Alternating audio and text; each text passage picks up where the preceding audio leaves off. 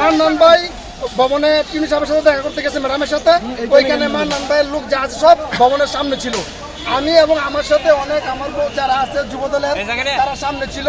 মান্নান ভাইয়ের সমর্থনকারী মান্নান ভাই বলতেছিলাম, তারা ওইখানে অতর্কিতভাবে হামলা চালায় যে মান্নান ভাই কেন বলবো, ঠিক এই কারণে তারা হামলা চালাইছে।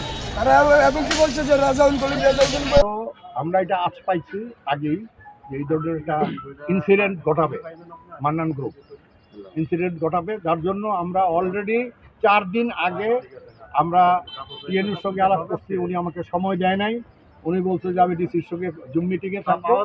আমি বললাম 5 মিনিট সময় দেবেন আপনি আমাকে, না তাহলে আমাকে বলেন।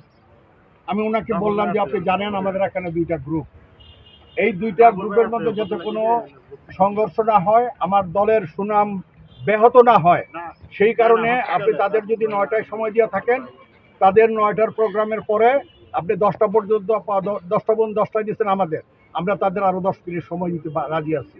তারা প্রোগ্রাম করে তারা চলে যায়, কিন্তু সেই প্রোগ্রাম 11টা পর্যন্ত তারা করছে কন্টিনিউয়াস। তারা উপজেলা থেকে ফোন সিগন্যাল দিচ্ছে আমাদের প্রশাসন যে আপনারা এখন আসতে পারেন।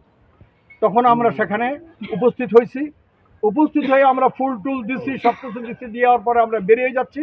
পিছন থেকে ওইখানে কয়েকজন ছেলে এটা আর ঢিল মারা শুরু করছে সমানে।